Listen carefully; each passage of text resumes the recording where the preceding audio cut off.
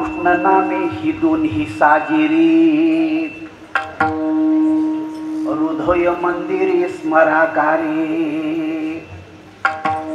आपुली आपण करा सोडवण, संसार बंधन तोडावेगी, ज्ञानदेवा ध्यानी रामकृष्ण माळा, हृदयी जिव्हाळा श्रीमूर्ती रया, आपुले आपण करा सोडवण, संसार बंधन तोडावेगी, विठ्ठल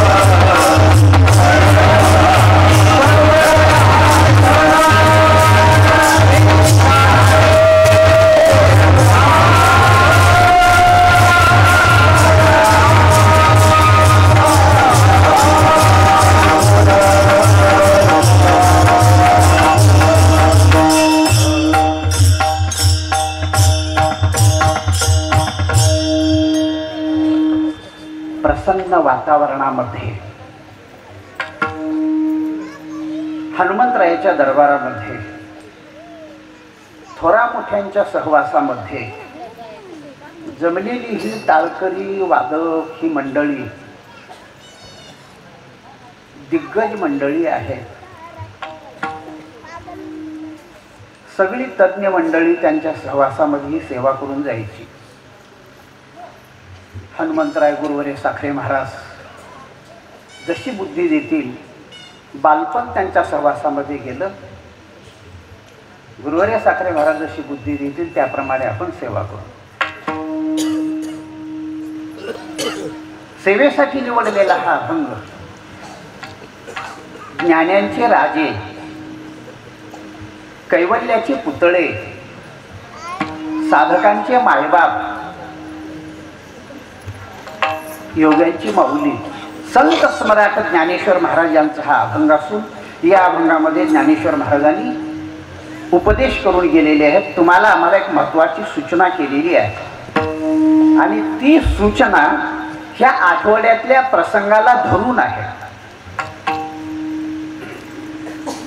हिंदू समाजातल्या प्रत्येकाच्या हृदयाचा ठाव घेणारा हे आठवडा आहे. आज अयोध्येचं नाव काढल्याबरोबर प्रत्येकाच्या अंतःकरणावर अंगावर शहारे निर्माण होतात. असा हा आठवडा का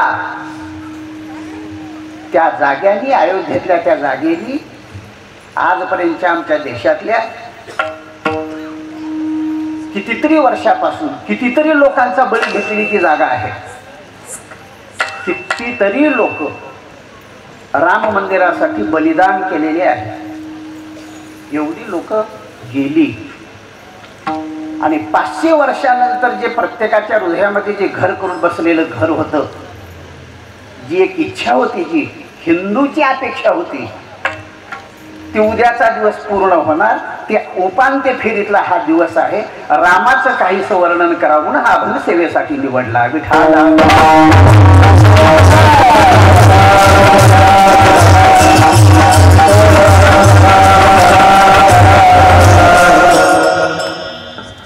ज्ञानेश्वर महाराजांना विचारलं, महाराज आम्ही मनुष्याच्या जन्मामध्ये आलो, आमच्या जीवनाची सार्थकता होण्यासाठी कलियुगातलं साधन कोणतं आहे सांगा.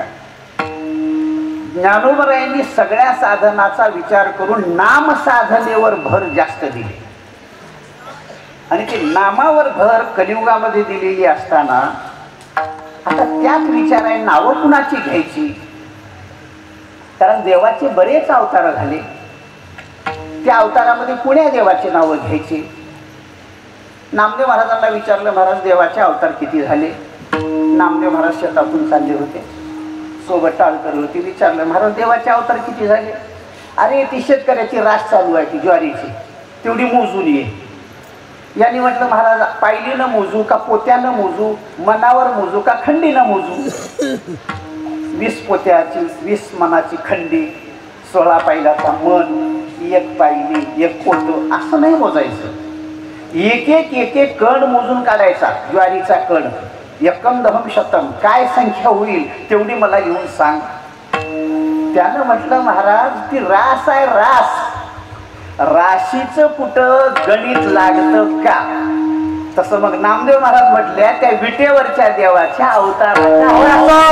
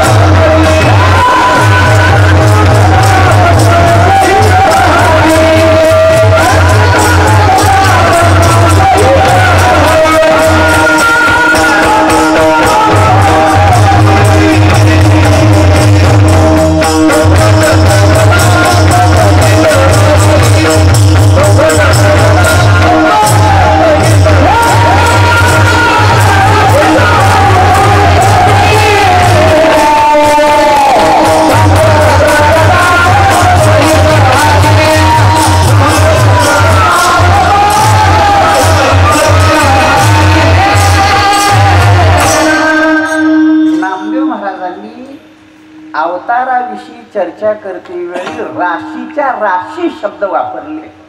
राशीतल्या धान्याचं जसं मोजमाप लागत नाही, म्हणजे मनानं खंडीनं असं नाही, एक धान्य मोजून जसा त्याचा अंत लागत नाही, तसं किती अवतार झाले त्याचा अंत लागत नाही. म्हणून अवताराच्या राशी, राशी हा शब्द वापरले, अत्यंत महत्वाचा शब्द आहे. मग किती अवतार झाले? अगणित अवतार झाले. मग अवतार घेणारा देव कोणता आहे? ईश्वर अवतार घेत नाही. अवतार घेणारा देव कोणता? ब्रह्म अवतार घेत नाही. अवतार घेणारा देव कोणता? ईश्वर. ब्रह्म कोणाला म्हणतात? ईश्वर कोणाला म्हणतात? निर्गुण निराकार असलेलं तत्व म्हणजे ब्रह्म. वेदांतामध्ये ज्याला संज्ञा आहे ब्रह्म, सगळ्यामध्ये मोठा आणि सर्वामध्ये व्यापक, त्याला काय नाव द्यावं? व्याकरणकार एकत्रित बसले. मोठं म्हणजे बृहत, आणि बृहत शब्दावरून ब्रह्म शब्दाचं नाव दिले, आणि ज्याला ब्रह्म म्हणतात ते वेदांतामध्ये त्याचं नाव आहे ब्रह्म. ते तत्व आहे आपलं, ते निर्गुण निराकार असं ते तत्व आहे. ते अव्यवहार्य आहे, ते अवाच्य आहे, बोलण्यात येत नाही, ते कोणता व्यवहार करत नाही. पण त्याला माया नावाचा उपाधी लागल्यानंतर मग मात्र त्याला ईश्वर ही संज्ञा प्राप्त होते, आणि मग ती रगड बोलण्याचा विषय होऊन बसतो. मग चहुवेदी जाण, साही शास्त्री कारण, 18 पुराणे हरिसी गाती, पुष्कळ बोलायला सुरुवात केली. मग ती पायरी कसं? मायेचा स्वीकार केल्याबरोबर निर्गुण जे होतं ते सगुण झालं, आणखी आकाराला आलेलं नाही, म्हणून निराकार. सगुण निराकाराची पायरी म्हणजे ईश्वर. ईश्वर दिसत नाही, पण जगाचं काम केल्याशिवाय राहत नाही. दिसत नाही तेच बरं आहे, आणि जर दिसलं असतं तर या लोकांनी त्याला गुणांनी सोडलं नसतं. निवडणुकीच्या काळात तर त्याची खूपच बेजारी केली असते, म्हणून ती दिसत नाही. आणि न दिसता काम केल्याशिवाय राहत नाही, त्याचं नाव ईश्वर. मतमोजणी होत असताना दुसऱ्यालाच गुलाल उधळायला लावतो. लाल भडक होतात सगळे गुलाल उधळून. शेवटची मतमोजणी पेटी काढल्याबरोबर 4-5 मतानं दुसऱ्याला निवडून देतो. हे अगोदर रंग उधळलेले बोळानं घरी जाऊन झोपतात, ते 15 दिवस बाहेर निघत नाहीत बघा. हे असं ज्यानं करतं त्याचं नाव ईश्वर. दिसत तर नाही, काम केल्याशिवाय तर राहत नाही, म्हणून निर्गुण आहे. ते सगुण झालं माया लावल्यावर. का माया गुणवती आहे, मग त्याला मायेचा उपाधी लागल्यावर ती गुणात आलं, मग सगुण झालं. निर्गुण असलेलं सगुण झालं, पण निराकार असलेलं आणखी आकाराला आलेलं म्हणजे निराकारच आहे. सगुण निराकाराची पायरी म्हणजे ईश्वराची आहे. तो ईश्वर वेळोवेळा अवतार घेऊन येतो. मग त्या अवताराची पद्धती काय? कधी मत्स्य होईल, कधी कच्छ होईल, कधी वराह होईल, कधी कोणते. द्रौपदीच्या अंगावरचे वस्त्र झाला, वस्त्रहरणे वस्त्री कैसी झाली माऊली, वस्त्राचा अवतार घेईल. किती अवतार वाटेल तेवढे अवतार देव घेतो. पण ती अवतार सोडून मनुष्य जन्मामध्ये येऊन ज्यावेळेस सगुण साकार होतो आणि सगुण साकार होऊन धर्म रक्षण करणं, दुष्टाचं निर्दलन करणं आणि त्यावेळेस सज्जनाचं रक्षण करणं, हे 3 कामं घेऊन ज्यावेळेस देव येतो त्यावेळेस त्याला तिसरी पायरी म्हणतात सगुण साकार.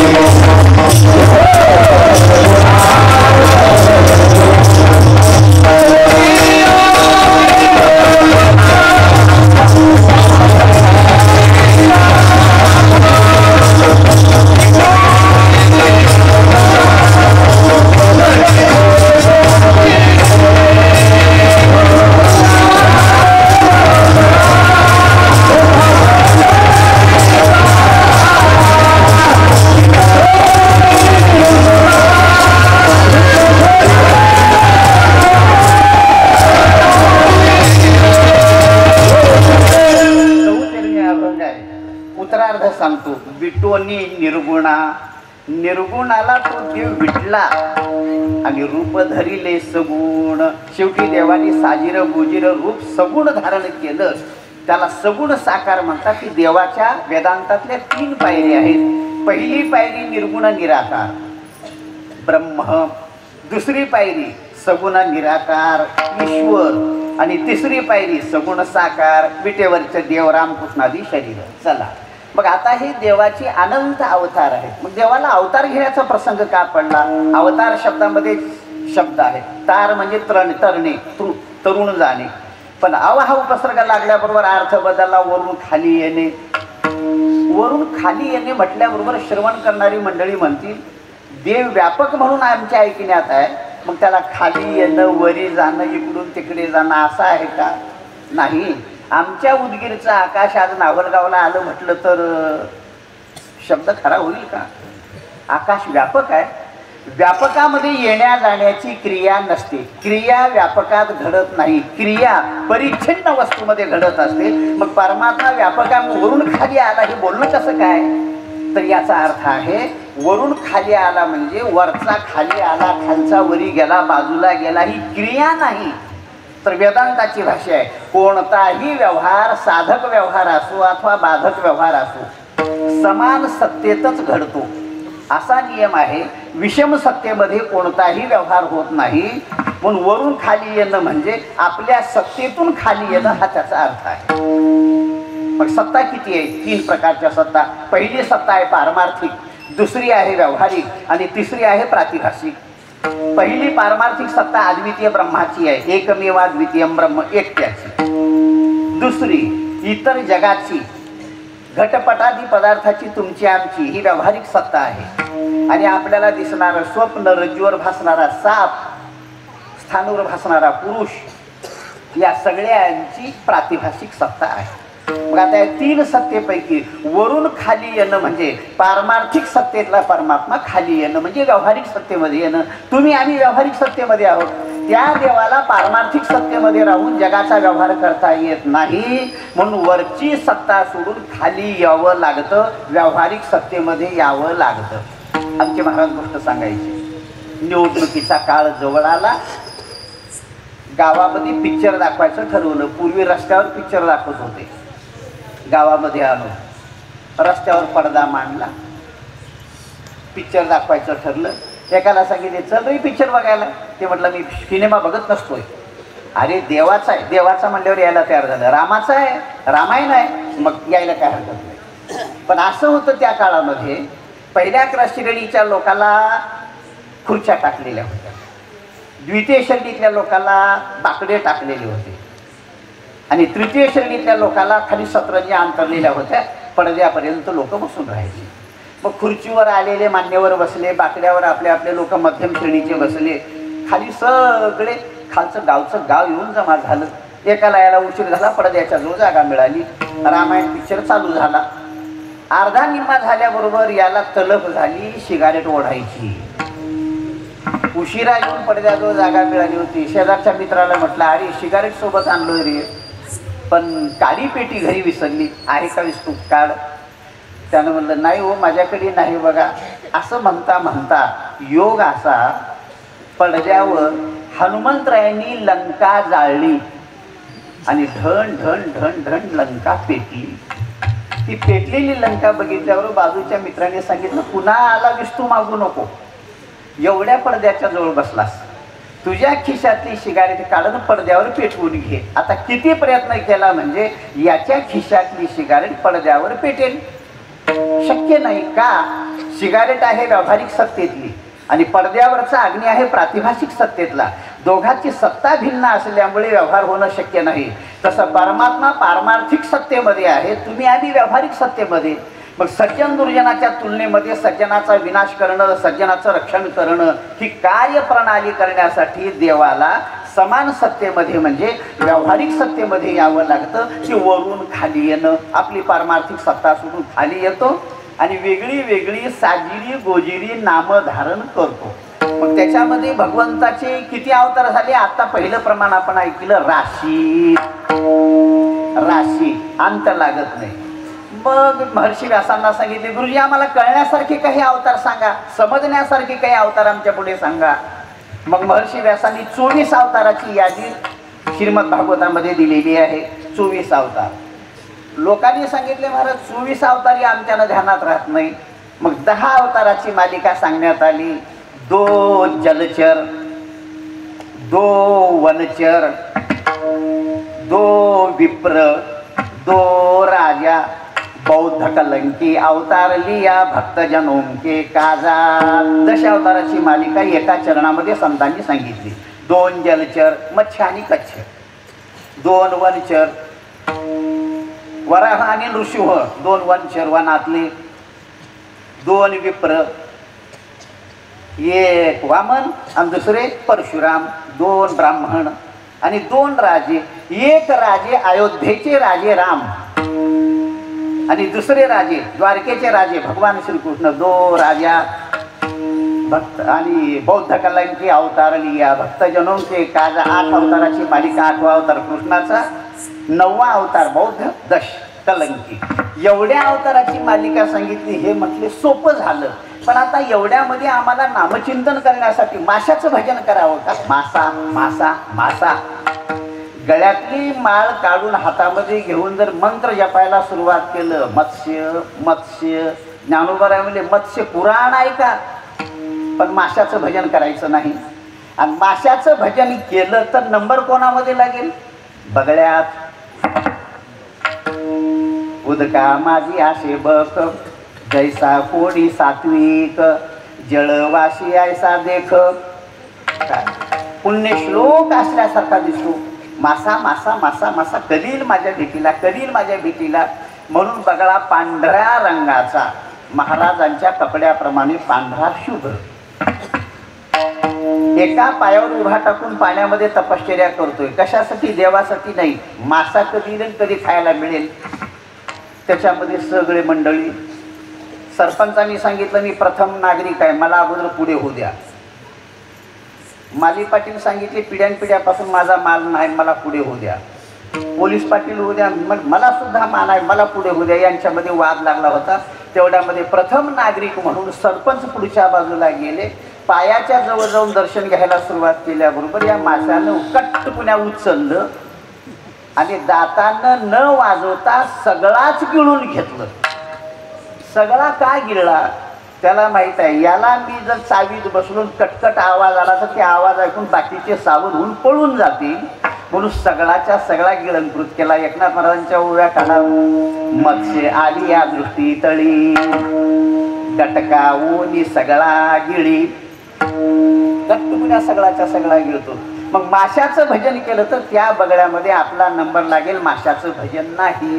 सोडा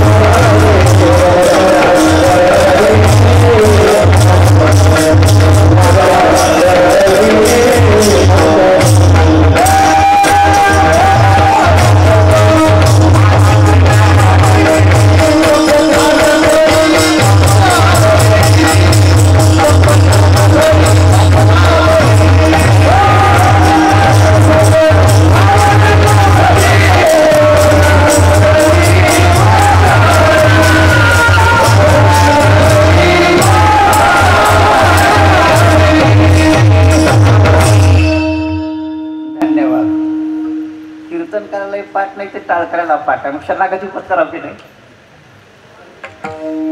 आता लहानपणापासून करत आलो पण ते प्रमाण माझ्यातून गेलं नाही.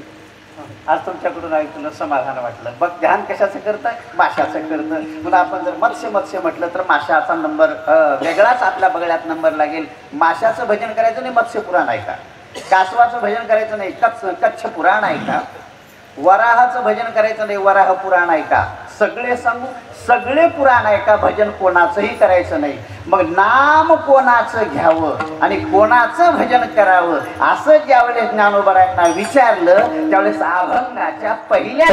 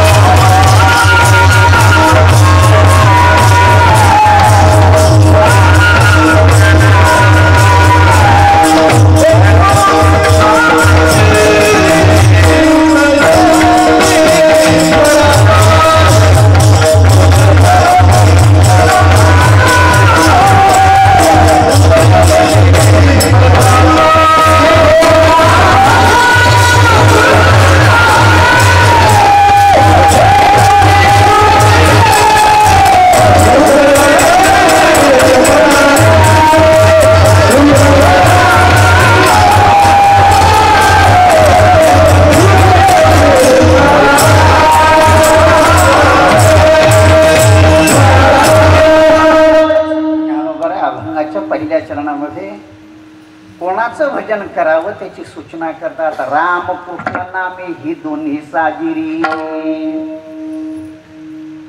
रामाचं आणि कृष्णाचं भजन करा म्हणतात. मग राम कोण?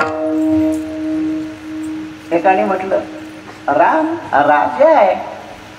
राजाचं कुठं भजन असतं का? मनुष्य देहामध्ये आदर्श जीवन जगले. राम एक आदर्श राजा होता. बरेच लोक म्हणतात शिकलेली सुद्धा मंडळी होतात. पण राम आदर्श राजा आहे का देव आहे याची चर्चा श्री संत एकनाथ महाराजांनी भावार्थ रामायण ग्रंथ लिहिले. आणि राजा म्हणणाऱ्या लोकांना राजा तर आहेच, पण ती मुळातला देव कसा आहे हे पटवून दाखवण्याचा प्रयत्न संतांनी केले. माणसांनी सांगून काही कळत नाही. संत वाङ्मयाचा अभ्यास केल्यानंतर देवाचं देवत्व कळत असतं. हे संतांचे देव कळून देण्याचं काम संतांनी केलेत, लक्षात घ्या. आणि जोपर्यंत संतांच्या सानिध्यामध्ये बसलं नाही तोपर्यंत काहीतरी विपरीत बुद्धी होऊन वेगळं पुस्तक लिहिण्याची बुद्धी होते. आमचे कंधारचे धोंडगे साहेबांनी पुस्तक लिहिले रामावरच लिहिले. धोंडगे साहेबांनी कितीतरी वर्षे बिनविरुद्ध निवडून लढवली, कितीतरी समाजामध्ये मान मिळाला. पण काय रामाच्या विरोधामध्ये उगाच थोडे 2-3 शब्द गेले तर समाजाने जे वगळलं त्यावेळी जे पडले ते कायमचे पडले. काय कमाल आहे. रामाच्या विरोधात बोललेलं हिंदूला सहन होत नाही. आणि ते योग 500 वर्षाच्या काळामध्ये आजपर्यंतच्या काळात कितीतरी युद्ध झाले त्या जाग्यावर. आसमानी सुलतानी संकट आले, कितीतरी लोकांच्या बळी गेले. 500 वर्षापासून आजपर्यंत खितपत पडलेलं ते प्रकरण पण आज या आठवड्यामध्ये त्याचा निकाल लावतोय. आणि त्या निकालाच्या आपल्या सुमुहूर्तावर आपला सप्ताह कसा योगायोगाने आला. उद्या प्रभू रामचंद्रांचं प्राणपत प्रतिष्ठान अयोध्येमध्ये होणार आणि तुमच्या गावामध्ये इथं कलशारोहण होणार. काय योग आहे बघा. 7 दिवस आज झाले, 8वा दिवस कलशारोहणाचा तुम्ही उद्याचा केला. राम मंदिराच्या त्याच्याबरोबर किती आपल्या याला दिव्य आणि भव्य शोभा आणली. मागे 9 वर्ष झाले मला येऊन, त्यावेळेस गाथा पारायण चालू असताना एकदा आलो होतो. त्याच्यावर हे येणं बघितलं. प्रत्येक लेकरामध्ये किती अवस्था आहे, प्रभू रामचंद्राविषयीची किती अवस्था आहे. आम्हाला महाराजांनी भागवतामध्ये सांगितलेलं आहे. आम्हाला सांगितले ढाळे लावा म्हटले, तोरण बांधा म्हटले उद्याच्याला. मग काही लोक वाटाला आंब्याचे ढाळे आणायला आले होते, ते मला वाटत गटले. आणि मी गाडी उभा करून विचारलं काय चाललंय, कशासाठी. काही नाही म्हणले, आम्हाला महाराजांनी सांगितलंय आंब्याचे ढाळे लावा, तोरणे लावा. आम्ही आंब्याचे ढाळी किळी न्यायला आलो. हे वाटेतल्या लेकरांनी बोलले. एवढ्या लेकरापासून प्रत्येकाच्या अंतःकरणामध्ये ही भावना आहे. म्हणूनच एवढं दिव्य आणि भव्य स्वरूप बघितल्याबरोबर कोण्याही माणसाच्या अंतःकरणाचा ठाव आपल्या गावामध्ये अयोध्या निर्माण झाली. हे एवढा आनंद लुटता येतोय. हे कशाचं वैभव आहे. ते आजपर्यंत जे आपल्या हृदयामध्ये घोळत होतं, कधी राम मंदिर होईल, कधी राम मंदिर होईल. एका वीराने, एका लेखकाने, कवीनं बनाएंगे राम मंदिर गेलं चालते. स्वतःच्या देहाचा खून करून बलिदान दिलं, पण ते गाणं आज सार्थकी लागलं.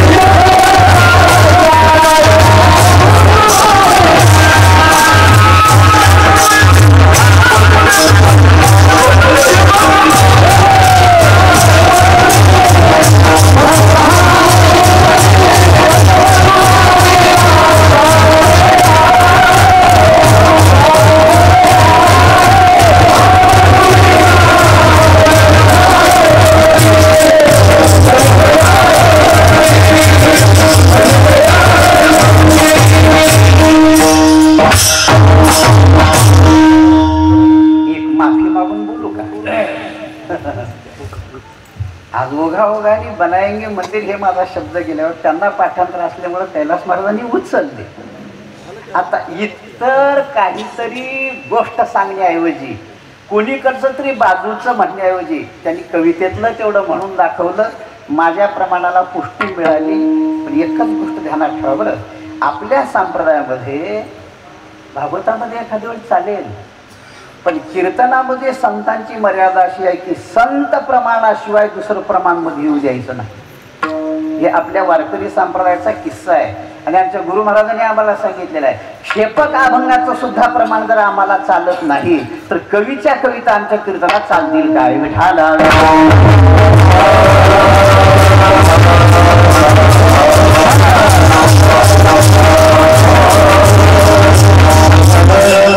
अलीकडच्या काळामध्ये आपल्या संप्रदायामध्ये खूप मालिन्य आलेलं आहे. त्यामुळे या जाग्यावर संतांच्या अक्षराशिवाय इतर बोलण्याऐवजी इतर बोलू नये. एकनाथ महाराजांनी तर सगळ्या कीर्तनकाराला पत्र लिहून दिलेलं आहे, भक्ती ज्ञाना विरहित इतरा गोष्टी न कराव्या, प्रेम भरे वैराग्याच्या युक्ती विवराव्या. ही कीर्तनातली मर्यादा एकनाथ महाराजांनी सांगितली. पण या जाग्यावर उभा टाकून वक्ता तमोगुणामध्ये जाऊ नये, रजोगुणामध्ये जाऊ नये, आपली सत्वगुणाची बैसका न सोडता संत वाङ्मयाच्या द्वारे घेतलेल्या अभंगाला आपल्या बुद्धीप्रमाणे सोडवण्याचा प्रयत्न करणं ही या जाग्याची मर्यादा आहे. पण ते सोडून नाचू नाचू या जाग्यावर काहीतरी पवाडे म्हटले जातात, या जाग्यावर वेगळ्या वेगळ्या कविता म्हटल्या जातात. हे आपल्या संप्रदायाला शोभण्यासारखं नाही. पण लोकांची ऐकण्याची पातळी 99% लोकांची खालावली. त्यामुळं काय ऐकावं हे लोकांना माहिती नसल्यामुळं ते चाललेलं आहे, भरणा चाललेला आहे. संप्रदायामध्ये हे मालिन्य आहे. थोडी गोष्ट लक्षात घ्या. आणि खरं ऐकायचं असेल तर चातुर्मासात या. विठाला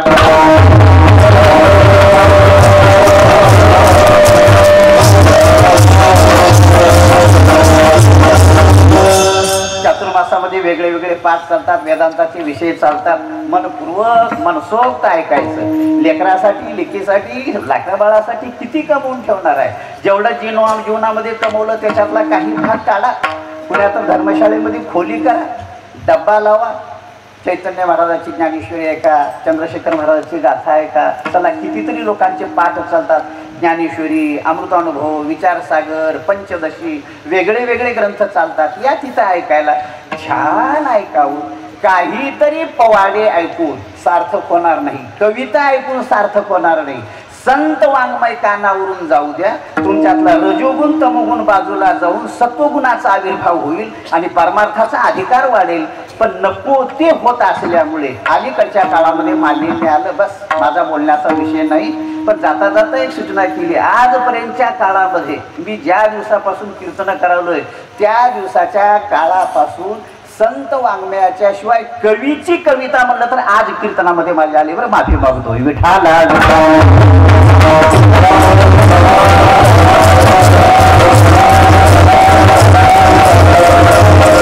आणि आज त्यांचा म्हणण्याचा अधिकार म्हणजे आपल्या भागातली शान आहे.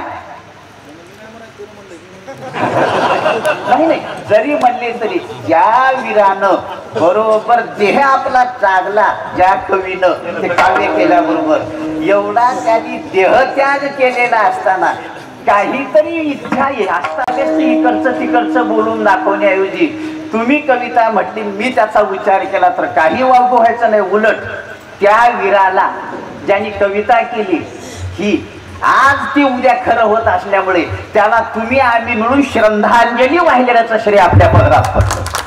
हे महत्वाचं आहे. म्हणून ही जरी कविता आली तर किती मोक्यावर आली पण एक कवितेचा विषय नाही. एवढंच मी बोलून गेलो. चला काय चालला आपला विषय, राम कोण आहेत मी बोलून गेलो. कंधारकर, धडगे साहेब 2-3 शब्द वाईट गेले हो. शंभुकाचा खुनी राम म्हणून लोकांनी म्हणले आम्हाला मान्य नाही, आम्हाला मान्य नाही. मान्य नाही म्हणले ते डाळले. बघा, एकदा हिंदूच्या मनातून काही जर उतरलं तर ते फार वेगळं आहे. आणि हिंदूच्या हृदयामध्ये घर करून बसलेलं आजपर्यंतचा काळ ते उद्या सत्यत्वाला येतो आहे. त्याची काय अवस्था. आणि तीच आपल्या गावामध्ये राम मंदिर केल्यासारखं हे एवढं सजून एवढा आनंद जीव उपभोगत आहे. आणि त्या तिथीवर उद्याचा मुहूर्त म्हणजे राम ज्या दिवशी जन्माला आले त्या दिवशी जे मुहूर्त होता, अभिजित मुहूर्त, गणेश शास्त्री त्यांनी काढून दिलेला. काशीकर गणेश शास्त्री, धर्मपंडित, धर्मवीर प्राणपंडित त्यांचे ते चिरंजीव आहेत. आज आपल्या महाराष्ट्राचं भूषण, काशीमध्ये त्यांचा अभ्यास आहे. आज जे सगळ्या विद्वानांनी त्यांच्या तोंडाकडे बघावं एवढा अभ्यास धर्मशास्त्राचा त्यांनी असलेला, त्यांनी हे मुहूर्त काढून दिला की आज गाजला.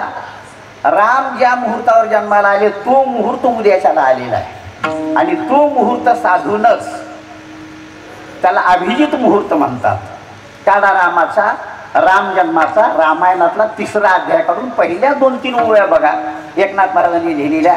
अभिजित मुहूर्ताचं महत्त्व काय, केंद्रीय स्थानी ग्रहमंडळ येणं, सगळेचे सगळे होणं, ही उद्याचा जो योग आहे तो योग त्यांनी काढून दिला. आणि बरोबर या त्या मुहूर्तावर रामाची प्राणप्रतिष्ठा करायचं ठरवलं. उपांत्य फेरीतला आजचा आपला दिवस आहे. थोडं चिंतन करू. मग असं काही लोक, राम आदर्श राजा होता, आदर्श राजा होता, उभे हे लोक राम राम राम राम म्हणतात. असं काही म्हणणाऱ्या लोकांच्या मताचं निरसन करण्यासाठी एकनाथ महाराजांनी भावार्थ रामायण लिहिलेले आहे. त्यांच्यातल्या 2च ओव्या मी पुराव्याला घेतो आणि एकनाथ महाराजांनी रामाचा रामपणा कसा सिद्ध केलेला आहे त्याचं थोडंसं आपण सिद्ध करण्याचा प्रयत्न करू. पहिली ओवी अशी ओवी आहे, कोणाच्याही ठिकाणी 5 अवच्छेदक ज्याच्या जवळ आले त्याला तुम्ही अवश्य देव माना. एकनाथ महाराजांचं म्हणणं आहे. हे 5 अवच्छेदक कोणते कोणते? ऐसे ईश्वरत्व, आत्मत्व, सर्वज्ञत्व, व्यापकत्व आणि सर्वकर्तृत्व. यासी न मानिता ब्रह्मत्व अज्ञानत्व म्हणणे यासी. एकच ओवी आहे. या एका ओवीमध्ये 5 अवच्छेदक एकनाथ महाराजांनी सांगून ही कोणाच्याही ठिकाणी 5 अवच्छेदक जर एकत्रित आले तर त्याला तुम्ही देव म्हणायला काही हरकत नाही असं एकनाथ महाराजांनी सांगितले. त्या ओवीच्या आधाराने रामाचा देवपणा एकनाथ महाराजांनी साजरा केलेला आहे. थोडं चिंतन करा. ईश्वरत्व रामाच्या अंगामध्ये आहे का नाही? राम सेतुबंधनाच्या जवळ आले, राम सागराच्या जवळ आले. पलीकडे कसं जावं? सगळे वानर लोक, अस्वल लोक पलीकडे न्यावं कसं? राम थोडी दिलगिरी बसले होते. त्यांच्या बसण्याचा गांभीर्यपणा एवढ्यामध्ये टुनकुण्या उडी टाकून वानर जवळ आला. रामा काय काळजी करताय? अरे एवढ्या पाण्यातून ही आपली सेना पलीकडे कशी न्यावी? त्या एका वानरानं सांगितलं, रामा सगळ्याला धोंडे आणायला सांगा. मी एका अक्षय दगडावर रा नाव लिहितो आणि दुसऱ्या दगडावर मन नाव लिहितो. धोंडे आपोआप तरतील आणि आपला सेतू तयार होईल. अरे करा बरं प्रयत्न. म्हटल्याबरोबर एकानं एक दगड आणला, दुसऱ्यानं दगड दुसरा आणला. एकानं रा नाव एका दगडावर लिहिलं, दुसऱ्यावर मन नाव लिहून 2 दगड मध्ये टाकले. स्प्रिंग नाही, फेविक्विक नाही, पण आपोआप दोघांची जॉईंट व्हायची, दोघं एकत्रित यायचे, आपोआप जॉईंट व्हायचे, आधार करायचे, तरंगायचे. असली अवस्था बघितल्याबरोबर रामाला सुद्धा आनंद वाटला आणि बघता बघता समुद्रावर सेतू तयार झाला. एवढा सेतू बघितल्याबरोबर तुकोबाराय म्हणतात, ज्याच्या नावानं समुद्रावर दगड तरतात तो माणूस नाही देव आहे. प्रमाण ऐकू या शनिवारच्या अभंगामध्ये. मी तो अल्पमती, मी तो अल्पमती.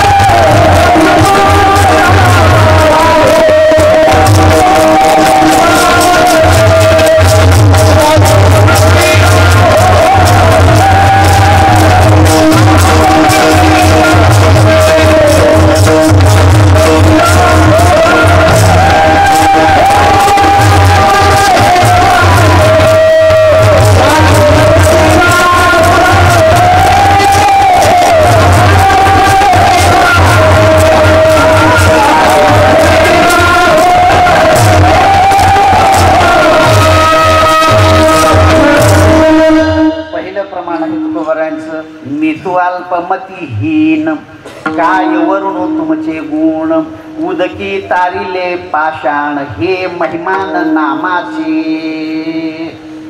पहिलं प्रमाण देवत्व सिद्ध झालं. राम माणूस आहे का? कुण्याही माणसाचं नाव लिहून टाका बरं, एखादी दगड तरतो का? स्वतः रामानेच प्रयत्न केले तर तरला नाही, इतराची गोष्ट काय?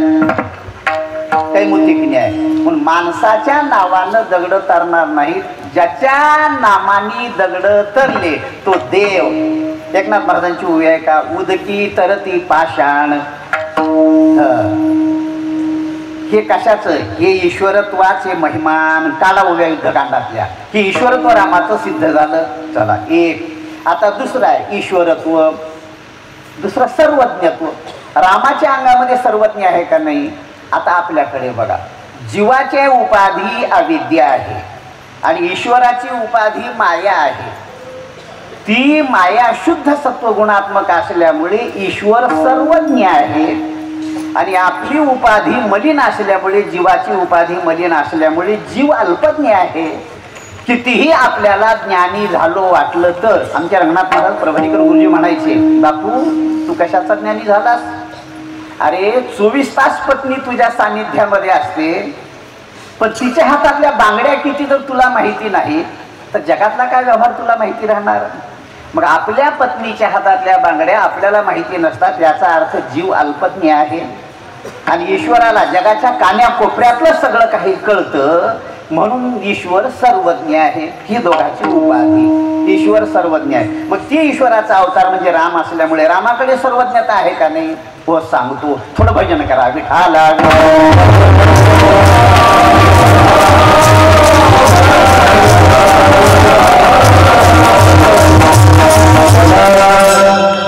भगवान शंकर कैलासामध्ये गळ्यातली माळ काढली, हातात घेऊन जप करायला सुरुवात केली. राम राम राम. त्यांचा जप चालू असताना आतून सती आली, सौभाग्यवती आल्या आणि त्यांनी विचारले, मालक कोणाचा जप चालू आहे? त्यांनी म्हटले, मी रामाचा जप करतोय.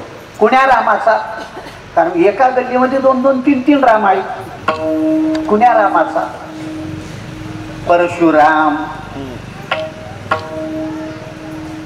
दुसरा बळीराम, तिसरा राजाराम, चौथा संतराम, पाचवा भिंतीवर लावलेला आलाराम, आत्माराम. राम राम खूप आहे. तुम्ही कुण्या रामाचं भजन करता? विचारल्याबरोबर भगवान म्हणतात, वेडे मी दाशरथी रामाचं भजन करतोय. दाशरथी रामाचं. एकदम सतीनं सांगितले, गुरु गया शिष्या मंगल, भजन बंद करा. असं का बोलती ग? काय नाही मालक, अविनाशाचं भजन केलं तर अविनाश करतो, अविनाश करी आपुली यायचे. बरक्याचं भजन केलं तर मरती मेली नेणू किती, हाची लाभतयाचे संगती. भजन बंद करा. कसं काय?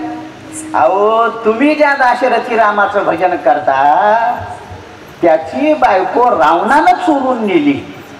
ती त्याला न कळाल्यामुळे बायको गेली म्हणून डोक्यावर परिणाम झाला. झाडं कवटाळून घेऊ घेऊ जो पत्नीसाठी रडतोय तो देव राहतोय का? आणि त्याचं भजन करून तुमच्या पदरामध्ये काय पडेल? मोठी शंका आहे, मोठ्याच्या अंतःकरणातली शंका आहे. भगवान म्हणले, सती तुला कळणार नाही, तुला कळणार नाही का? अगं ती त्याची लीला आहे, ती त्याची लीला आहे, प्रभूची ती लीला आहे, तुला कळणार नाही. नाही म्हणली, मी परीक्षा घेऊ का? अगं परीक्षा घेण्यासाठी काय अधिकार लागतो? त्या विद्यार्थ्यानं शेजाऱ्याचं बघून लिहिलंय का? गाईडातलं बघून लिहिलंय का? मनाची वाक्यरचना आहे का पुस्तकातलं लिहिलेलं आहे? सगळा पेपर तपासण्यासाठी त्या तपासणाऱ्याचा अधिकार वेगळा लागतो. तू गेलीस तर नापास होशील, जाऊ नको. नाही मी जाणारच. परवानगी घेतली. बघ बा म्हटल्याबरोबर एका गणाला बोलावून घेतलं. मोठा स्मार्ट मोबाईल जवळ घेतला. त्या काळात होता का नाही मला नंतर विचारा. एका गणाजवळ दिला. अशोक वनामध्ये जाऊन त्या सीतेचा फोटो काढून घेतली. त्याने चटकुण्या जाऊन सीतेचा फोटो काढून आणला, बघितली आणि तसंच्या तसं मधल्या घरामध्ये जाऊन सीतेच्या अंगावर जशी साडी तशी आपल्या अंगावर, सीतेचे जसं अवयव तसे आपले अवयव, अंबिकाच असल्यामुळे तिला एकदम मंत्रमयता असल्यामुळे ते आपल्या सामर्थ्यावर, आता तिथं घटना पट्टी येसी माया काय करणार नाही, चटकुण्या सीतेचं रूप घेतले आणि झर राम तिथं झाडाला आलिंगन देत होती, तिथं समोरच्या बाजूला उतरली. लक्ष्मण म्हणतोय दादा वहिनी आली, इथं आहे वहिनी. रामानं असं फिरून बघितले, एक कानाखाली आवाज काढलो, 4 दिवस वळ तुझा बुजायचा नाही म्हणले. लक्ष्मणानं म्हणले दादाचा डोक्याचं स्प्रिंग एवढं ढिल्लं झालेलं आहे की आता पुण्याला येरोड्याचा दवाखाना घटल्याशिवाय दादा नीट होत नाही. लक्ष्मणाला वाटलं एवढ्यामध्ये ती समोरच्या बाजूला रामाने तिकडचं तोंड इकडे फिरविले आणि दुसऱ्या झाडाला कवटाळून धरली. ओळखावती तिकडून ती पुढे आली तरी राम बघायला कारण ही इकडे आली की रामाने तोंड इकडे केले, पुन्हा इकडे आली. ओळखायला पाहिजे होतं पण कळालं नाही. एकदम पुन्हा शब्द गेला, का हो मी समोर असताना तुम्ही असं का करताय. एवढा शब्द गेल्याबरोबर एकदम रामाने शब्द बोलले, माय तुम्ही का आलात. बाबा नको नको म्हणताना माझी परीक्षा घ्यायला का आलात. कसं वाटलं असं ऐकल्याबरोबर. बाबा नको नको म्हणत होते, परीक्षा घ्यायचा अधिकार नाही म्हणत होते, तुम्ही का आलात म्हटल्याबरोबर झरर जे डोक्यातलं उतरलं, चेहरा पांढरा फिक्कर पडला. मी नापास झाले कळाले, दोन्ही हात जोडले. रामा माझी सगळी शंका निरसन झाली पण मला काही बोलावं वाटतंय. बोला आई साहेब. ये काय रामा तुमच्याकडे एवढं ज्ञान आहे कसलं. हे काही विमान लोक विमानं घेऊन देव लोक किती आकाशामध्ये फिरतात. एकदा सोलापूर जिल्ह्यामध्ये आणि एकदा लंकेमध्ये त्यांची विमानाची पळापळी चालू आहे. इथली सीता खरी का लंकेतली सीता खरी. देवलोकाची विमानं पळापळी करतात. 14 वर्षे जमिनीला पाठ लावलेला नाही, 14 वर्षे तोंडामध्ये फळ अन्न घातलेला नाही. त्या लक्ष्मणाला माझं एवढं तपश्चर्या करण्याला माझं स्वरूप कळालं नाही. पण एवढे तुम्ही भ्रांतीमध्ये दिसता आणि मला तुम्ही ओळखलंच कसं तेवढंच मला ऐकायचं आहे. रामाने हळून बोलले, माय ज्या बाईचा नवऱ्यावर विश्वास नाही तिला सांगू का नको की म्हणून शंका करा. कसं वाटलं असेल. दुःखावर मीठ चोळल्यासारखं झालं. पण नाही सांगाच म्हणून केविलवाणी अवस्था केल्याबरोबर रामाने शक्तिपात केले. हातातून ज्ञान दिल्याबरोबर एकदम तिला कळालं, राम ज्या झाडाला कवटाळून धरत होते ते झाड नसून एक एक महात्मा तपश्चर्या करत होता, त्याचा उद्धार होत होता. तपश्चर्या करणाऱ्याला उद्धार होत होता, मोक्षाला जात होता.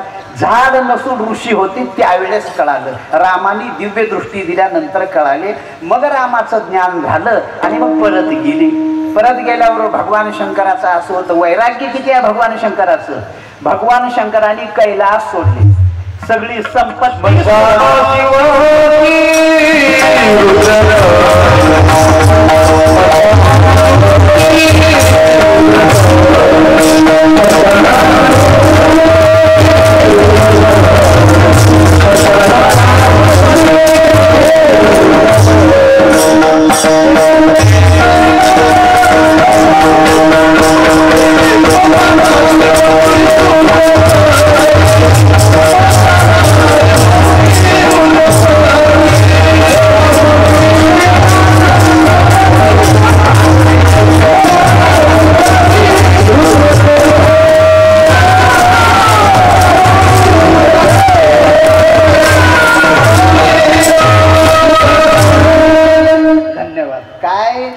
शंकराचा अधिकार.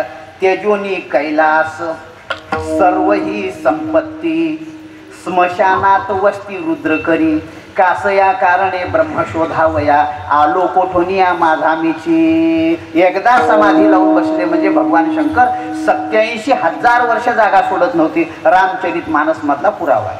87,000 वर्ष समाधी लावणारे पण आले सभेमध्ये बसले. सती जर आली सभेमध्ये तर एवढ्यामध्ये माझी सौभाग्यवती आली, पत्नी आली, स्त्री जात आहे असं कसं सगळ्याबरोबर नाही. समोर दिसल्या दिसल्या भगवान सिंहासनावरून उठत होते आणि तिला दोन्ही हाताने उचलून कवटाळून घेऊन आपल्या मांडीवर गचकुण्या बसून घेत होते. मांडीच्या खाली कधी सतीला सोडले नाहीत. एवढा अधिकार, एवढं दोघांचं प्रेमाचं नातं. पण आज नको म्हटल्यानंतर रामाच्या परीक्षेला गेल्या आणि रामाच्या परीक्षेमध्ये नापास झाल्यानंतर परत आल्याबरोबर आली काय? हो आली. परीक्षा घेतली काय? नाही. राम कळाला का? कळाला. सगळं खोटं बोलल्यामुळं मग भगवंतांनी सांगितले तिथं बस. दररोज असं उचलून घेऊन जे मांडीवर बसून घेत होते, अर्धांगी म्हणून शेजारी बसून घेत होते, आज सांगितले 7 हाताच्या पलीकडे बस. 1 दिवस बघतील, 2 दिवस बघतील, 5-7 दिवस कळाल्यावर पतीचं पत्नीला, पत्नीचं पतीला कळतं. ते एकदम म्हटले की भगवंतानी माझं चुकल्यामुळे माझा त्याग केला. सतीला कळालं, निमित्त पाहिजे होतं. भागवत सांगत नाही, दक्षाच्या कुंडामध्ये उडी घेऊन आपला अवतार संपविला आणि शेवटी पर्वताच्या पोटी जन्माला येऊन पुन्हा पार्वती नावानं भगवंताला वरली. पण ती अवतार घालवावा लागला. कळालं नाही महत्व. मग मोठ्या मोठ्याला कळालं नाही. मग आता एकनाथ महाराजांची ओवी आहे का? ब्रह्मण सता रघुपती कैशिनी ओळखता पार्वती हे सर्वज्ञत्वाची प्रतीती श्रीराम निश्चिती परब्रह्म. राम ब्रह्म आहे. राम ब्रह्म ईश्वर आहे. सर्वज्ञत्व त्यांच्याकडे मायोपाधीन आहे. म्हणूनच ज्या वेशामध्ये आला असताना इंद्रादिक देवांना ते रूप कळालं नाही. एकदा त्यांचं विमान सोलापूर जिल्ह्यात आणि एकदा विमान लंकेमध्ये. म्हणजे लंकेतली सीता खरी का सोलापूर जिल्ह्यामध्ये तुळजापूरच्या जाग्यामध्ये ही घटना घडली, ही घेतली सीता खरी. म्हणून त्यांच्या विमानाची पळापळी आणि एवढी लक्ष्मणाची बेहाल. एवढ्याला कळालं नाही पण रामाला कळालं. इतर लोकांना राम भ्रांत आहेत असं वाटलं, पण त्या भ्रांती माझी रामाचं वागणं मूळ स्वरूपाला सोडून नाही की मग शेवटी कळालं ते राम कोण आहेत. सर्वज्ञ मूर्ती आहेत. एकनाथ महाराज म्हणतात पहिला अवच्छेदक ईश्वरत्व रामाच्या जवळ दिसून आलं. समुद्रात दगड तरले, विसरू नका रामदेव आहे. दुसरं रामाचं देवत्व सर्वज्ञत्व ज्यांच्याकडे आहे त्यांना देव म्हणतात. रामाची उपाधी सर्वज्ञ असल्यामुळे, माया असल्यामुळे बरोबर सर्वज्ञ आहे. म्हणूनच त्या पार्वतीला सीतेच्या वेशामध्ये आलेली असताना ओळखले. की दुसरं अवच्छेदक संपलं. आता तिसरं व्यापकत्व. व्यापकत्वाचे 2 तुळशीदास महाराजांनी सांगितले.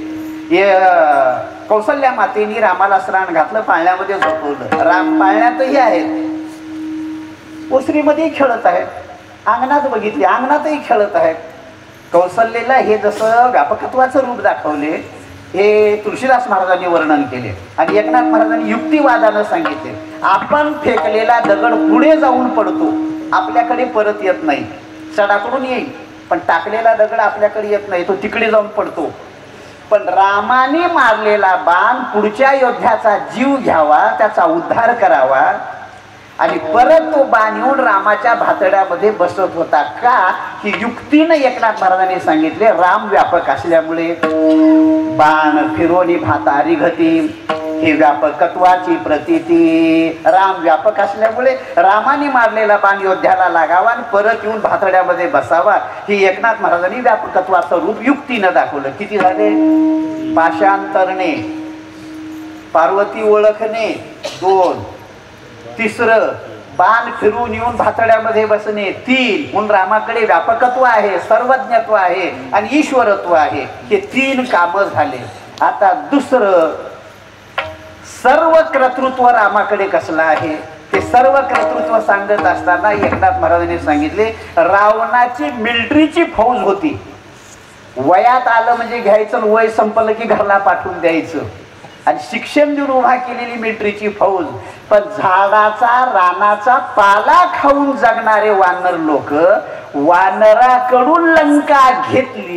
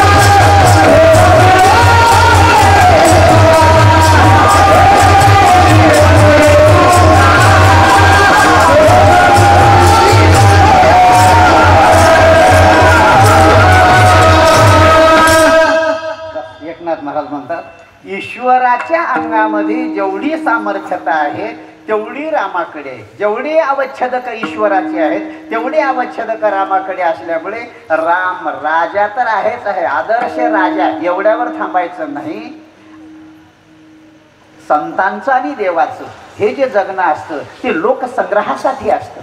लोकसंग्रहासाठी वागणं म्हणजे कशासाठी? आदर्श राजा जीवन जगून दाखवले. लोकसंग्रह कशाला म्हणतात?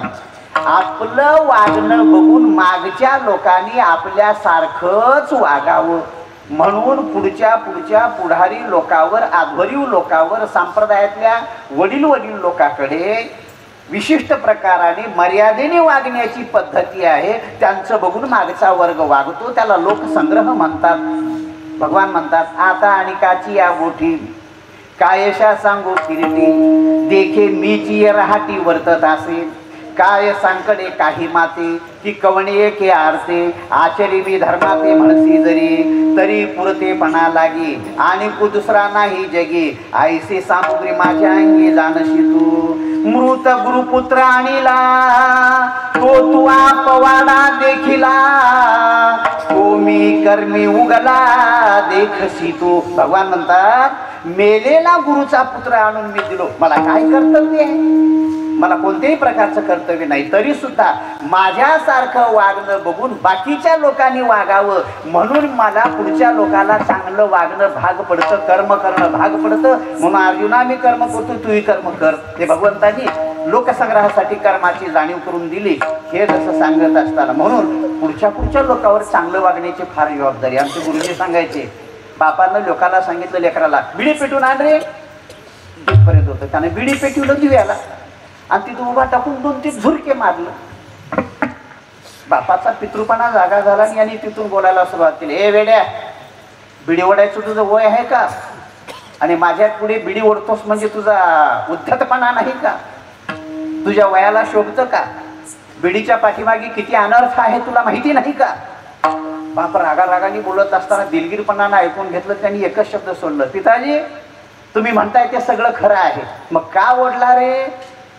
पिताजी एवढंच आहे, तुमच्या पाठीमागे तुमची परंपरा बुडू नये, चालू राहावी म्हणून मी थोडं चालू केलो.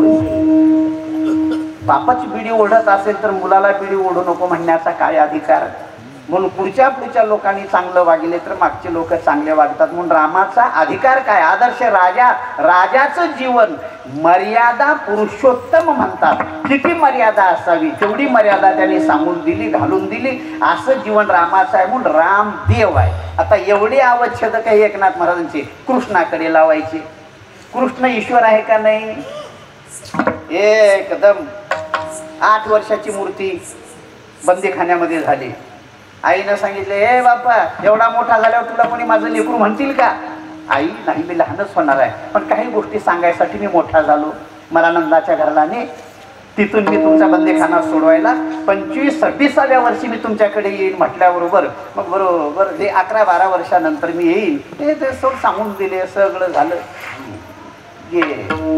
मग अरे तुला न्यायचं कसं? माझ्या पायात बेड्या, बापाच्या पायात बेड्या, एवढा बंदीखाना, एवढे राक्षस लोक जागे, कसं न्यायचं? काही नाही आई, मला बाबाला स्पर्श करून तर बघ म्हणावं. एकदा मला उचलल्याबरोबर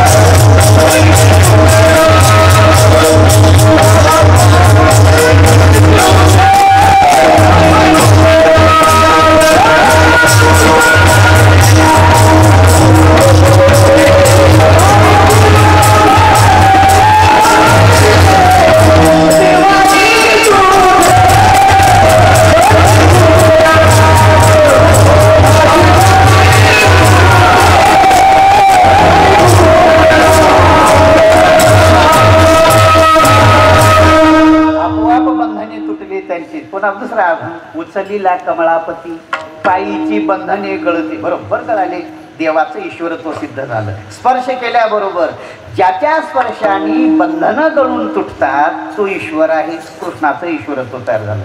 कृष्ण सर्वज्ञ आहे का नाही? अर्जुनाच्या उद्धारासाठी गीता प्रतिपादन केली आणि उद्धवाच्या उद्धारासाठी एकनाथी भागवतामध्ये एकनाथी भागवत म्हणजे श्रीमद भागवतातली 11 स्कंधाचा एक स्कंध, तेवढा स्कंद उद्धवाच्या समोर सांगितले. उद्धवाच्या उद्धारासाठी बोलले, अर्जुनाच्या उद्धारासाठी बोलले. म्हणून हे 2 ग्रंथाचे प्रवक्ते म्हणजे भगवान श्रीकृष्ण. म्हणून सर्वज्ञ 2. व्यापकत्व कृष्णाकडे आहे का नाही? नारदाला 16,108 पत्न्यांच्या घरी आपलं दर्शन भगवंतांनी करून दिले. ज्या घरी जावं त्या घरी भगवान आहेतच. 108 पत्न्यांच्या घरी व्यापकत्व, सर्व कर्तृत्व. काही न करता अर्जुनाच्या रथावर बसून पृथ्वीचा भार उचलले. सर्व कर्तृत्व. जेवढ्या गोष्टी रामाकडे आहेत तेवढ्या गोष्टी कृष्णाकडे. ईश्वरत्व तयार होण्यासाठी, देवपणा येण्यासाठी जी आवश्यकता लागतात ती रामाकडे आहेत आणि ती कृष्णाकडे आहेत. म्हणून दोघांचं भजन करा. ज्ञानोबा सांगतात राम कृष्ण नामे ही दोन्ही साजिरे. किती साजिरे आणि गोजिरे आहेत. बाबा बाबा बाबा. मी एकाच्या घरी गेलो होतो, दिवस मोळायची वेळ. मालक घरमालक माझ्याजवळच बसले होते. त्यांच्या सौभाग्यवती दूध करत होत्या. एवढ्यामध्ये फुटकुण्या लाईट गेली. लाईट गेल्याबरोबर त्यांचं नाव प्रकाश होतं, माझ्याजवळच बसून होते. त्यांचं नाव प्रकाश होतं, माझ्याजवळच बसून होते. त्यांनी पत्नीला हाक मारली, ज्योती दिवा लावून घेऊन ये. कळालं असेल तुम्हाला, पत्नीचं नाव ज्योती, नवऱ्याचं नाव प्रकाश. आणि त्यांच्या घरात मी अंधारात म्हणलं लागला. मला नावाप्रमाणे काय आहे सांगा. पण देवाच्या नावामध्ये आणि नामी असलेला भगवंत या दोघांमध्ये अभेद आहे. आपलं नाव आपण वेगळे आणि आपण नामी असलेलं आपलं स्वरूप वेगळं. नाम नामीमध्ये व्यवहारामध्ये फरक आहे. साखर नाव लिहिली तर चहा गोड होत नाही, प्रत्यक्ष साखरच टाकावी लागते. कारण नामामध्ये नामीमध्ये अभेद नाही. पण परमार्थामध्ये ईश्वर आणि ईश्वराचं नाव या दोघांमध्ये अभिन्नता आहे. परी आश्रयो आकाशा अवकाशची का जैसा या नाम नामी तैसा अभेदू असे. नामामध्ये आणि नामीमध्ये अभेद असल्यामुळे देवाचं नाम साजिर आणि गोजिर आहे. त्यांच्या नावाने उद्धार होतो. पण ते कसं जपायचं ते सांगत असताना आपल्या हृदयामध्ये असलेले काही दोष, मल, विक्षेप आणि आवरण सगळे बाजूला काढून टाका आणि आपल्या हृदयाचं मंदिर करून आपण त्याचं चिंतन करा. हृदय मंदिरी स्मराकारी. मग ज्ञानोबांना विचारले, महाराज त्या देवाचं भजन केलं म्हणजे आमच्या पदरामध्ये फलश्रुती काय? ज्ञानोबा म्हणतात आपल्या पाठीमागे बंधन लागलेलं आहे. बंधन. मग हे बंधन कोणी करून घेतलं सांगतो. जगामध्ये काही पदार्थ आहेत, थोडं चिंतनातला ह्या विषय. कोणते कोणते पदार्थ? पहिलं ब्रह्म, दुसरं ईश्वर, तिसरी माया, चौथे घटपटादी पदार्थ आणि पाचवा आपण स्वतः जीव. एवढे वस्तू आहेत. एवढ्यापैकी कोण कुणाला बांधलं चिंतन करा. ब्रह्म बांधतो का कोणाला? ब्रह्म अक्रिय आहे, असंग आहे, अद्वितीय आहे, कोणाच्या आध्यात नाही, मध्यात नाही, अव्यवहार्य आहे, काहीच करत नाही. ब्रह्म कोणाला बांधत नाही. एक मुद्दा साधला. मग ईश्वर बांधतो का? ईश्वर फक्त आपल्या कर्माची नोंद ठेवतो आणि ज्याच्या त्याच्या कर्माप्रमाणे भोग देण्याचं काम करतो, तो बांधत नाही. 2 झाले. माया कुणाला बांधते का? माया फक्त जग निर्माण करते, कुणाला बांधण्याच्या पेचात पडत नाही. मग ब्रह्मानं बांधलं नाही, ईश्वरानं बांधलं नाही, मायेने बांधलं नाही. मग जीवानी बांधलं का? हे अनेक जीव जगामध्ये याच्या जीवानी. जीव म्हटला की बंधनात आहे. बंधनातला जीव बंधनात असला मोकळा होऊन दुसऱ्याला बांधील कसा? त्याला बांधता येणार नाही, कारण तोच बंधनामध्ये आहे. बरं त्यानं बांधायचंही ठरवलं तर जीव अनंत असल्यामुळे अनंत जीवानी मिळून एका जीवाला जर बांधायचं ठरवलं तर अनंत जीवानी बांधलेले बंधन एका जीवाला तोडता येणं शक्य नाही, कायमचाच बंधनात राहील. म्हणून जीवानी बांधलं नाही. मग म्हणा घटपटादी पदार्थ ते तर जड आहेत. जड होऊन आपण होऊन कोणतंही कार्यप्रवण करत नाही. जडाला कार्य करण्यासाठी चेतनाचं सहकार्य घ्यावं लागतं. म्हणून घटपटादी पदार्थही आपल्याला बांधत नाहीत. पण आपल्याला बांधलं कोण? त्याचं उत्तर आहे आपणच आपला गळा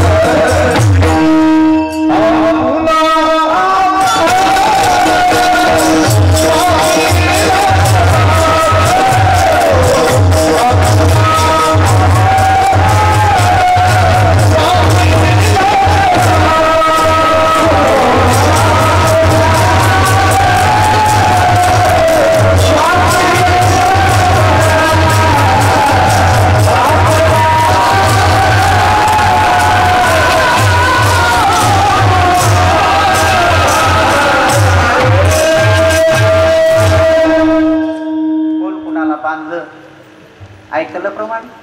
आपुला आपण बांधविला गळा, आपलाच गळा आपण होऊन बांधून घेतलेला आहे. आता थोडा दृष्टांताकडे चला. तुकोबरायचं प्रमाण झालं, हे आता हे ज्ञानोबरायांचं वर्णन, तुकोबरायचं बोलणं झालं. कोण कोणाला बांध. एक नदी इकडून वाहत आली, एक नदी इकडून वाहत आली. दोन्ही नद्या समुद्रामध्ये मिळत असताना एका नदीमध्ये खोड वाहत आलं आणि एका नदीमध्ये दांडी वाहत आली. ध्यानात ठेवा बरं, शब्द ध्यानात. ते दोन, एक खोड आलं, एक दांडी आली आणि समुद्रामध्ये दोन्ही एकत्रित आले. समुद्रामध्ये दोन्ही एकत्रित आले.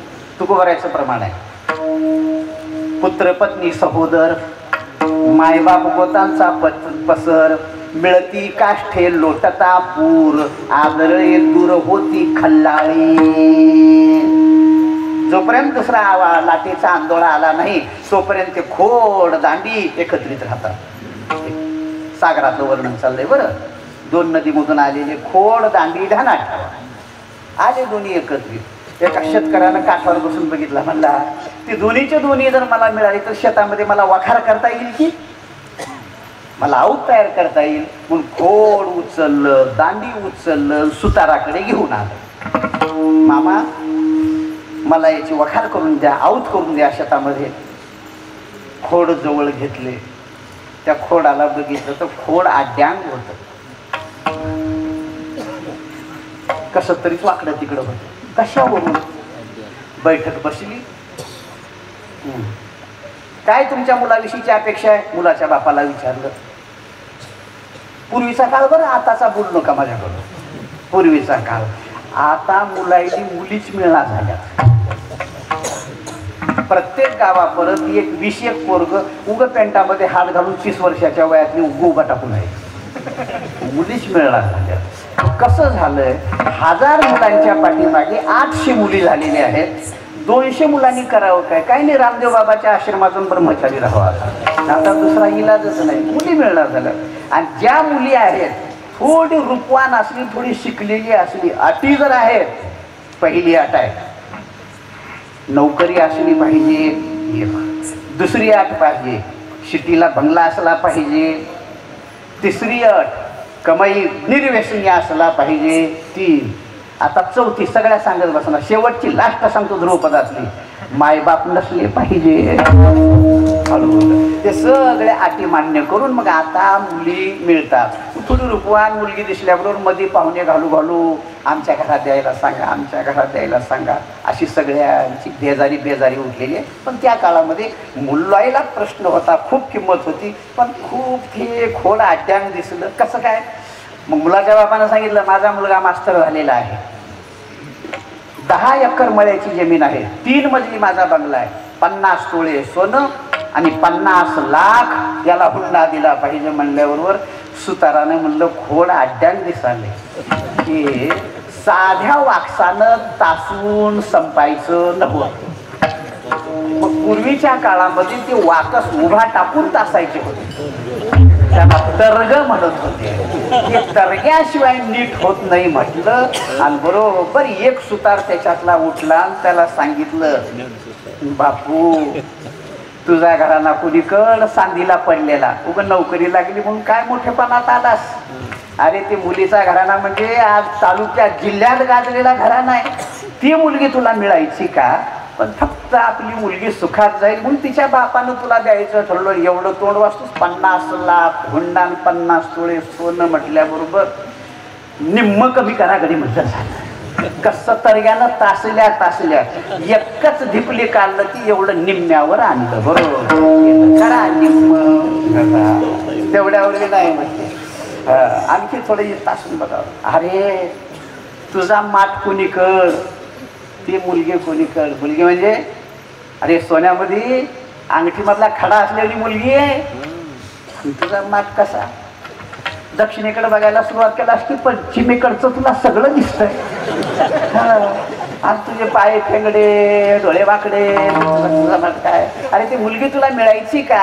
पण तुला नोकरी लागल्या, सावलीला ती राहील म्हणून मायबाप तू मन मोकळी करून तुला द्यायला सुरुवात केलं. कराकडे निम्म म्हणलं झालं. असं करत करत त्या मोठ्या तर्ग्याला तासत त्याला योग्य घडीला आणल्याबरोबर लोकांनी मग सगळ्या मधल्या सुतार लोक म्हणजे 5 लोक बसलेले सोयरिकेतले, त्यांनी म्हणले आणा आता साखरेचं टोपलं अंगावर, 10 लाख हुंडा, 10 तोळे सोन्यावर जमलं. आता त्या मुलीला कळालं, दांडीला कळालं, बाई नवरा तुझ्या रूपातल्या सारखा नाही. कळाल्याबरोबर तिला नाराज झाली, थोडी जोड लहान केली होती. आई वडील जोड गेले, ओळखीले, लेकराचं मन नाही म्हणून मावळ्याला मध्ये घातले. काय तर सांगून बघा. मावळ्यानं जोड सांगितलं, काय बाईची अगं माहिती आहे का, 10 एकरचा मळा आहे, 3 मजली बंगला आहे, घरात दुसरा भाऊ नाही, दुसरी बहीण नाही, एकटा मुलगा आहे. गेल्या तू मालकीन होत आहे, घरामध्ये त्याचे मायबाप सुद्धा नाही, मालकीन तूच. आता तू सगळ्याच्या सगळं एखादी लेकरूबाळ झालं म्हणजे सगळं मागे पडतं म्हटल्यावर आता त्या दांडीला विचारलं सुताराला, जमतं काय? सुतारानं सांगितलं, मालक काही काळजी करू नका, दांडीचं मी बघून घेतो.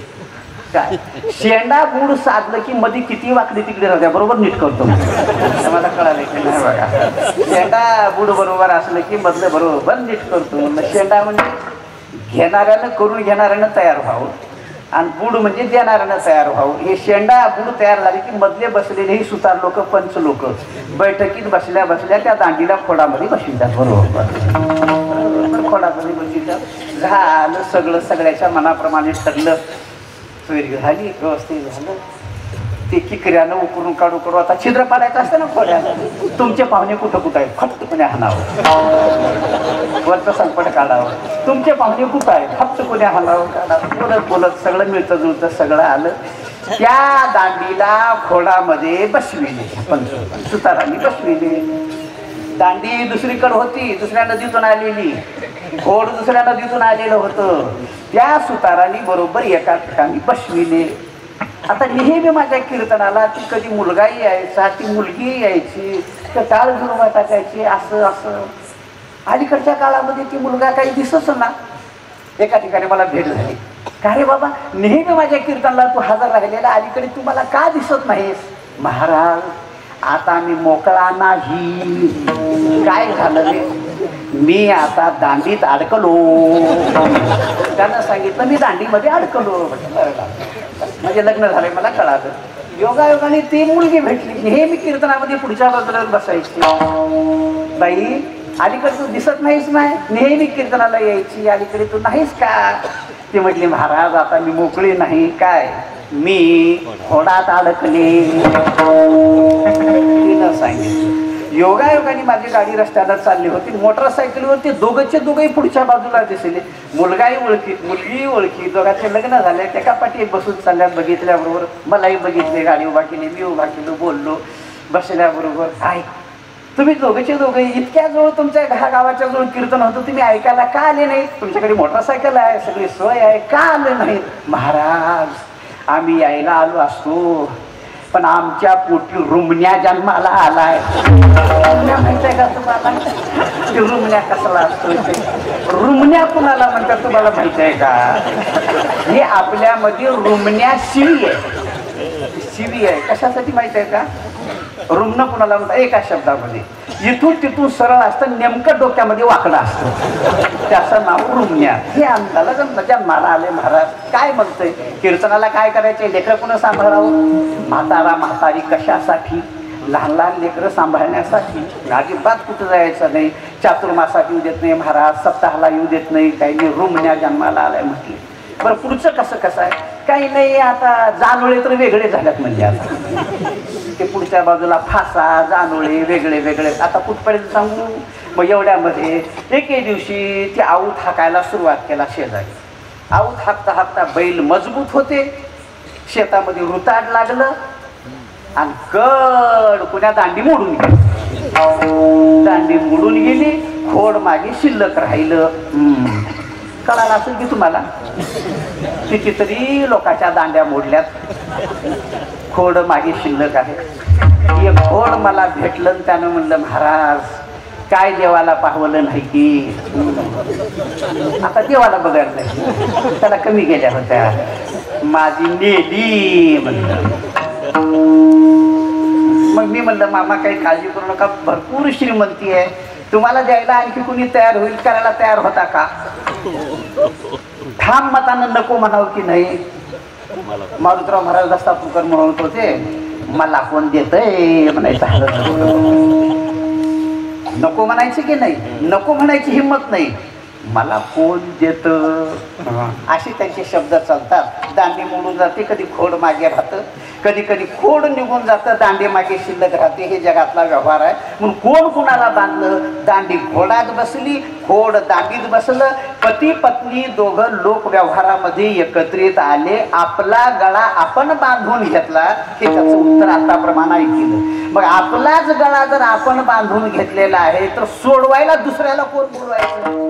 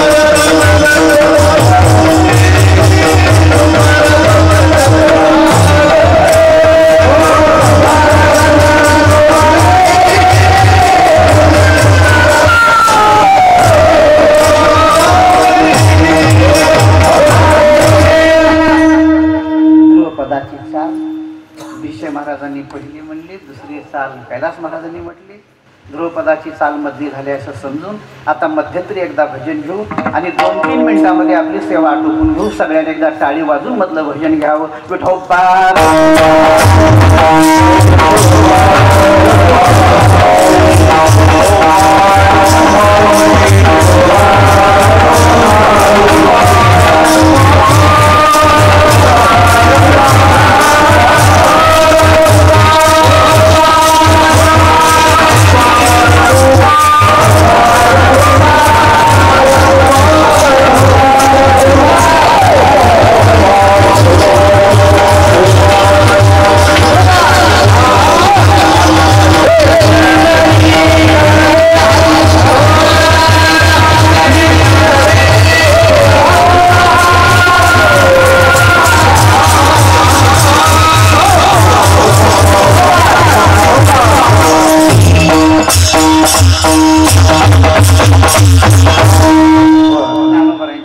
आपुला आपण बांधविला गळा, हे जसं आहे ना त्याचं उत्तर आहे.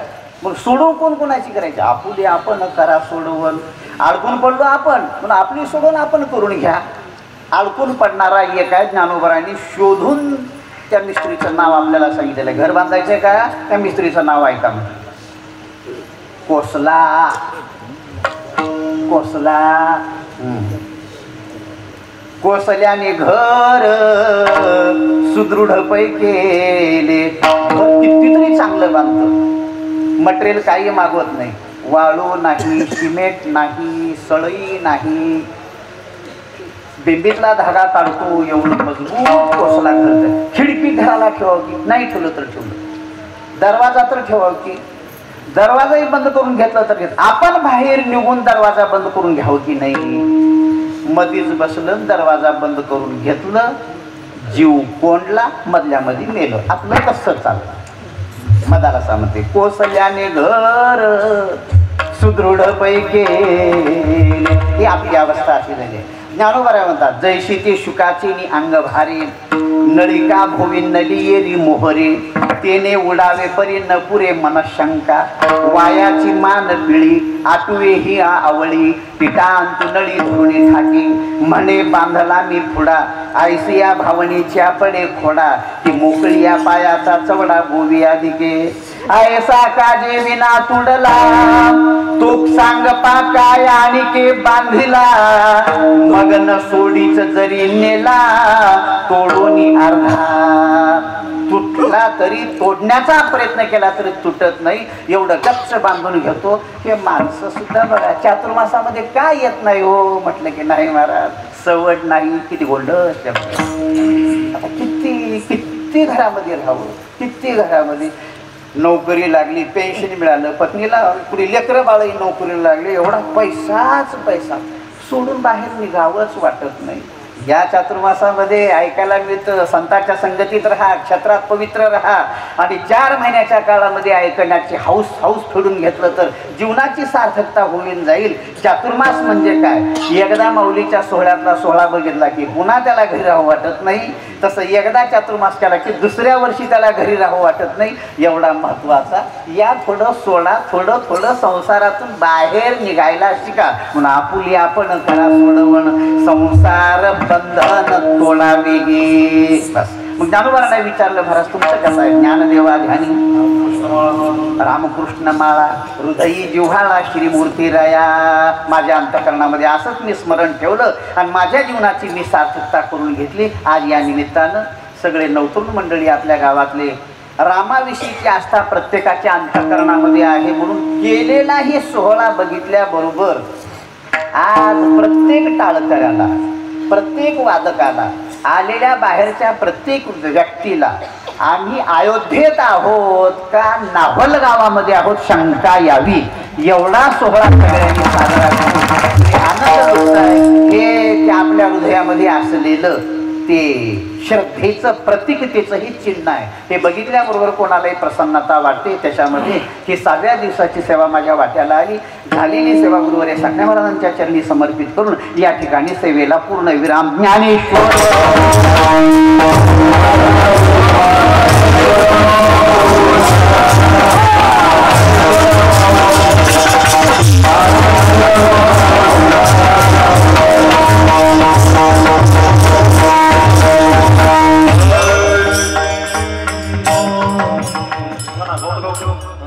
देवांगणी रामकृष्ण ज्ञान देवांगणी रामकृष्ण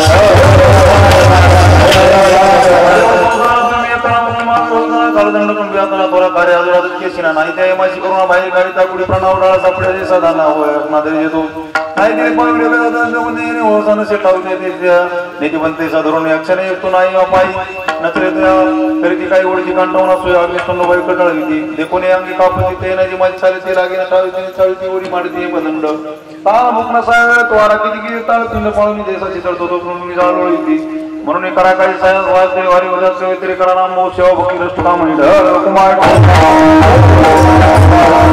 काही देवाराज आपल्या नावात तुम्ही घालीत नाही गोवा भिडी कशी अवकाश याची उतरी आपला भार मशी बोलणं कर माझा तुम्ही आणि काढ मध्ये तयार करणं मी त्याने मग त्याची धर्मीने बोलल्याची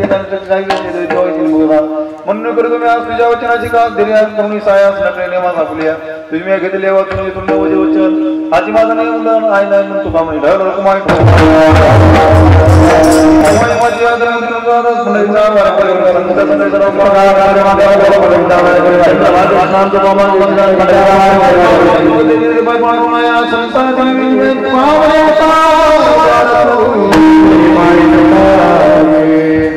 ऐका उद्या सकाळी 11 ते 11 वाजता श्री हरिभक्ती परायण ज्ञानोबा माऊली मुडेकर यांच्या हस्ते कलशाची पूजा होईल आणि 11 ते 1 या वेळेमध्ये श्री हरिभक्ती परायण ज्ञान सिंधू जोग महाराज संस्थान यांचे अध्यक्ष श्री हरिभक्ती परायण संदीपान पाटील यांचे हरिकीर्तन होणार आहे आणि रात्री ठीक 9 ते 11 या वेळेमध्ये चैतन्य महाराज निंबोळे नाशिककर यांचे कीर्तन होणार आहे तर या सर्वांनी या कीर्तनाचा कार्यक्रमाचा लाभ